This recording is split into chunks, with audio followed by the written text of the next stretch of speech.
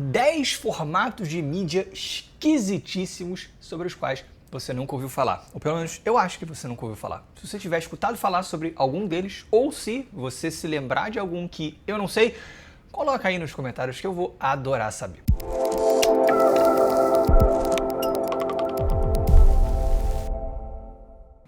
Esse é o tema da lista MTH de hoje. E, gente, só uma observação. Eu estou num calor. O ar-condicionado está quebrado, então não liguem. Mas eu tenho que gravar hoje e é isso aí. Deve ter uns 40 graus aqui dentro.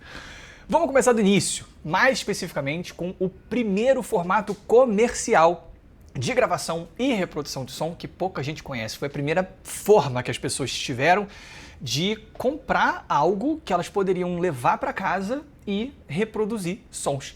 Cilindros de cera. Esse foi um formato inventado pelo Thomas Edison em 1870. O funcionamento é muito interessante e muito semelhante ao do vinil. Como é que funcionava? Assim, a gravação, tá? Você tinha um funil gigante que levava as vibrações, né, as ondas sonoras que estão sendo transmitidas pelo ar até um diafragma. E aí esse diafragma ele era conectado numa agulha. Essa agulha, ela escrevia, digamos assim, o som num cilindro de cera que girava, né? Cera, um material um pouco mais maleável. O diafragma vibra a agulha e a agulha vai gravando, né, esse movimento num cilindro de cera. Na reprodução, era basicamente o contrário. Você tinha uma agulha que lia essas ranhuras e transformava elas de volta em ondas sonoras, né? Como? O cilindro está lá girando, você dava a corda, né? Ele começava a girar e você posicionava uma agulha no sulco e aí a agulha começava a vibrar, né? Com base no que estava gravado ali na cera. E aí essa vibração era transferida também para um diafragma que provavelmente era ligado numa corneta, né? No primeiro sistema ali, e aquilo ali gerava sons de volta. A qualidade de áudio para a época era boa e, assim, dava para você ouvir bastante coisa. Era muito usada para gravação de discurso também, né? Não só para música. O problema é que, assim, a cada replay, o som perdia um pouquinho de qualidade, porque a agulha, ela arranhava de novo, né? O cilindro de cera. E esse foi justamente o motivo pelos quais eles acabaram, né? Em 1920, foram quase que totalmente substituídos pelo vinil, né? Que foi inventado naquela época. O vinil assim, funcionava sob um princípio muito semelhante, mas entregava muito mais qualidade e principalmente mais durabilidade também. Próximo, cara, um outro formato bem antigo que pouca gente conhece foi um chamado Wire Recording. E que negócio maluco, cara, eu nunca tinha ouvido falar disso. Você olha para o negócio e fala, cara, peraí, isso é um carretel de arame. E de fato, é exatamente isso. A questão é, esse foi o primeiro meio de gravação magnético. O funcionamento básico do wire recording era assim, você pegava esse carretel, né, e passava numa máquina que ficava girando, né, e aí o fio ia passando sobre uma cabeça de gravação. Essa cabeça de gravação, ela magnetizava o fio de acordo com os sinais de áudio recebidos. E aí, durante a reprodução, era o contrário. O fio passava novamente pela cabeça de leitura, que detectava essas variações magnéticas do fio e convertia elas de volta para som. Um dos grandes desafios é porque, assim, manusear esse fio era muito difícil. Ele tem, tipo, sei lá, a espessura próxima de um cabelo humano. E aí, obviamente, ele era propenso a embaraços e rupturas, né? Pra você reparar um fio rompido, você precisava amarrar as pontas partidas, né? Dar um nó. E aí, essas emendas, né? Esses reparos, eles afetavam a qualidade do áudio. Porque, tipo, especialmente em músicas, você colocava para tocar, na hora que o nó passava, dá uma interrupção, né? Ele até chegou a ser um método bastante usado para aplicações militares na Segunda Guerra. Só que a dificuldade de edição, né, e a fragilidade acabaram limitando a utilidade para gravações de alta fidelidade, né, residenciais, em comparação com as tecnologias que se seguiram.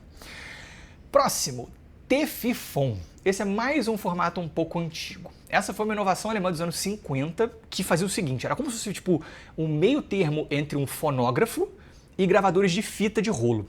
Né? Era um meio termo entre um vinil e uma fita de rolo.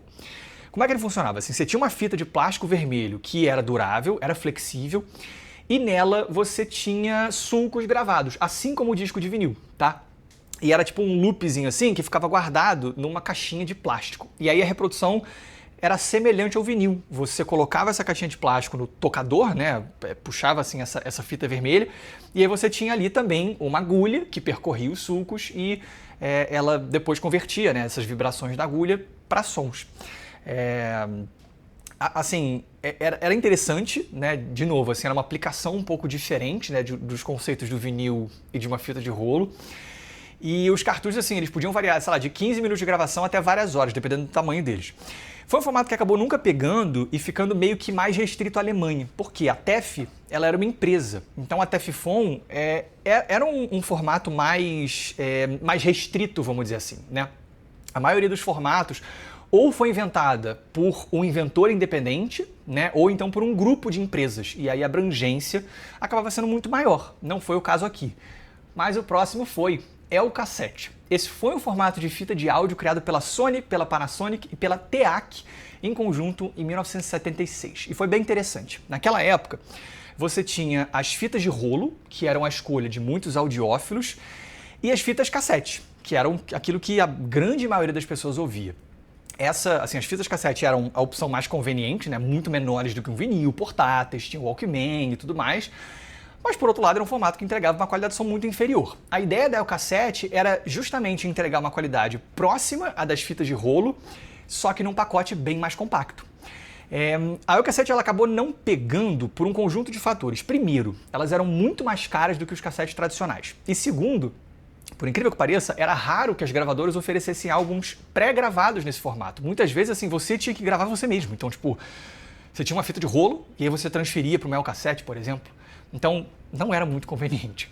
E terceiro, o lançamento da Elcassete veio praticamente ao mesmo tempo em que dois grandes avanços foram introduzidos nas cassetes tradicionais, que foram o uso de óxido de cromo e o Dolby B, que era um sistema de redução de ruído. Então, com essas duas inovações, para a grande maioria das pessoas, a fita cassete entregava uma qualidade mais do que suficiente, né? É tipo como se fosse um MP3 hoje em dia, né? Para a maioria das pessoas, tipo, MP3, 128 kbps, o Spotify lá na qualidade normal, já tá bom, né? Então, as pessoas não queriam pagar mais por um formato que ainda era mais inconveniente, então ele foi um enorme fracasso. Minidisc. O minidisc era uma alternativa mais moderna e flexível aos CDs e cassetes tradicionais, enquanto, de certa forma, trazia um pouco dos dois. Por quê? É uma mídia ótica, assim como o CD, mas que também traz uma capacidade de gravação. E não só isso, eles ainda permitiam que você gravasse ou apagasse faixas específicas usando uma tecnologia magneto-óptica. No modo áudio, eles conseguiam armazenar aproximadamente 74 minutos de música, mas para isso eles usavam uma compressão de áudio que chamava a track, que reduzia o tamanho dos arquivos em até 5 vezes, mas claro, perdia a qualidade. Ao que parece, a qualidade era superior à de fitas cassete, mas não chegava na qualidade de um CD. Então, era um formato interessante, mas que não alcançou popularidade significativa fora do Japão. Os reprodutores eles eram caros e você tinha depois a concorrência com outras tecnologias, né? Depois surgiram os CDRs graváveis também e não tanto depois os MP3 players, que aí, claro, limitou muito a adoção dessa mídia no mercado ocidental. Além disso, a qualidade de áudio, apesar de ser boa, não equivalia dos CDs, né? Principalmente por conta dessa compressão a track e a menor taxa de amostragem utilizada. Próximo, DAT, Digital Audio Tape. O DAT é uma tecnologia de fita magnética usada para gravar e armazenar dados. Assim como é o cassete, é como se fosse uma fita cassete, só que muito melhorada. Primeiro porque ele grava áudio de forma digital, não mais analógica. Em tese, era como se o DAT fosse para a fita cassete aquilo que o CD foi para o vinil. Então, existe um ganho muito grande de eficiência. E segunda, a própria qualidade é alta, tá? As DATs, assim, elas gravam e leem dados num padrão diagonal, o que aumenta a densidade de dados e melhora a qualidade de reprodução. Tem mais algumas coisas, tipo, a maneira como a fita é lida, ela é posicionada ali dentro. No aparelho de reprodução, assim, ele é menos suscetível a imperfeições da case, tem algumas coisas assim bem interessantes. E elas geravam até 2 horas de armazenagem, muita coisa, e é um formato que traz uma qualidade potencial e principalmente segurança impressionante. Eu me lembro, cara, de quando eu tive uma banda, eu tinha adolescente, tinha 15 anos, e a gente gravou num estúdio, 2015 mais ou menos, 2014, por aí. E eu lembro que depois das gravações, a gente pegou os arquivos no Pro Tools e o engenheiro de som na época falou, cara, como é que vocês vão guardar isso? Né? Porque é um negócio que, pô, a gente pagou um dinheiro para ter aqueles arquivos, né? E a gente falou, não sei, no HD externo. Ele falou, cara, melhor jeito é você usar DAT. Não era nem HD externo, usem DAT. É um negócio que assim não apodrece, Para eles, assim, era uma forma mais segura de você armazenar esses dados. É um formato que, assim, ele foi muito usado no meio profissional, mas no mercado consumidor geral ele não pegou por alguns motivos. Primeiro, mais uma vez, o custo era alto e existiam poucas gravações comerciais nesse formato. Inclusive, tem um motivo muito curioso para isso. Como esse formato permitia que os consumidores fizessem cópias digitais perfeitas das músicas, os dados enfrentaram muita oposição das gravadoras. E foi isso que levou à criação do Audio Home Recording Act de 1992, né, que foi justamente um negócio para você diminuir, desencorajar a pirataria. Próximo, DCC, Digital Compact Cassette. O DCC foi uma outra tentativa de atualizar a fita cassete. É um formato que foi introduzido pela Philips em 92 e a ideia era manter a compatibilidade com as fitas cassete tradicionais, mas usando dados digitais também. Elas usavam um esquema de compressão chamado PASC, que é Precision Adaptive Subband Coding, para otimizar a qualidade do áudio.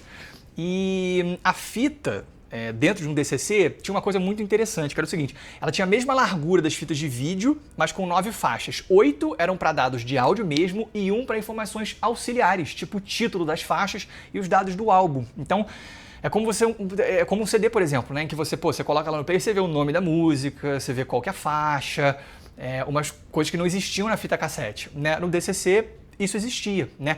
E permitia que ele oferecesse uma experiência mais rica do que os cassetes tradicionais, porque você tinha a capacidade de navegar pelas faixas e acessar as informações do álbum rapidamente, né? Quem viveu aí a cassete ou vinil, lembra, né? Que você tinha que dar lá para avançar e para aqui. Então não tem negócio, avançar para a próxima música. Com o DCC você tinha.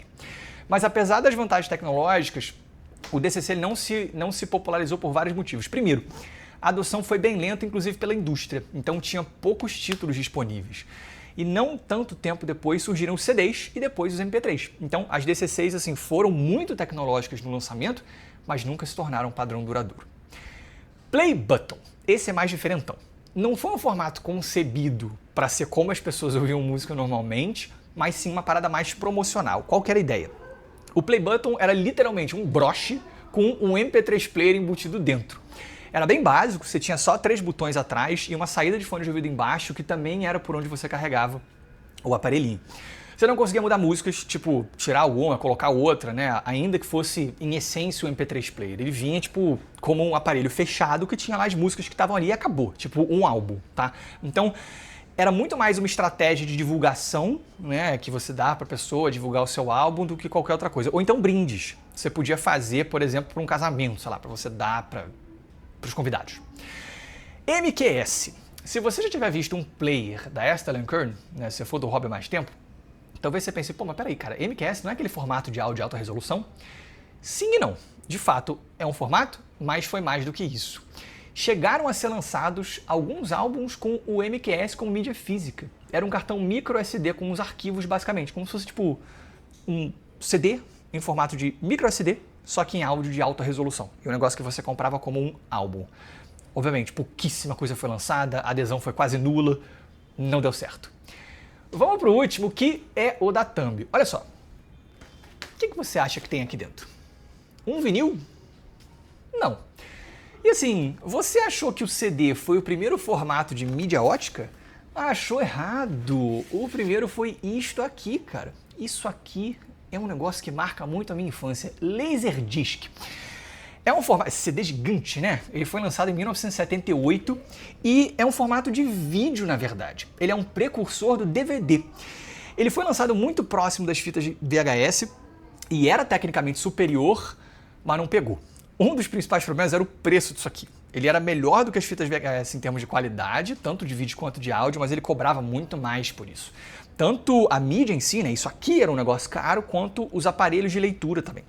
A conveniência também era um pouco pior, porque os laserdiscs, assim, tinham alguns tamanhos, tá? Tinha uns que eram menorzinhos, até esse aqui que era o maior de todos, eu acho. Cada lado aguentava até 60 minutos de vídeo. Então, assim, um filme que tem, tipo, 1h20, 1h30, você tinha que parar no meio, virar o negócio e botar de novo. E segundo, cara, também rolava um problema de apodrecimento. Não era uma coisa muito rara, assim, tipo, acho que a adesão dos materiais internamente, então assim, os discos às vezes eles duravam um pouco. Mas o principal é que as fitas cassete, elas eram não só um formato de reprodução, mas de gravação também. Aqui isso não acontece. Então assim, quem como eu, né, for ali da década de 90 ou antes, se lembra disso. Pô, você gravava programas de TV, clipes e tudo mais. O Laserdisc não permitia nada disso. Então, as fitas VHS foram aquilo que dominou o mercado de vídeo até surgir o DVD. Eles eram muito usados para clipe, né? Por exemplo, isso aqui, Andrew Lloyd Webber. Eu lembro que na minha infância, assim, era um disco do Tears for Fears, o Greatest Hits, que na frente era um desenho de um sol. E aí eu e minha irmã, a gente sempre falava assim, pai, bota o disco do sol. E era o Laserdisc, né? Que era uma coletânea de clipes do Tears for Fears. É isso, gente. Esqueci de alguma coisa? Me contem aí. Quero saber de vocês se existe algum outro formato inusitado que eu não trouxe para vocês. É isso. Espero que vocês tenham gostado. Se vocês tiverem gostado, cliquem no botão de like. Se vocês tiverem gostado muito, se inscrevam no canal. Um grande abraço.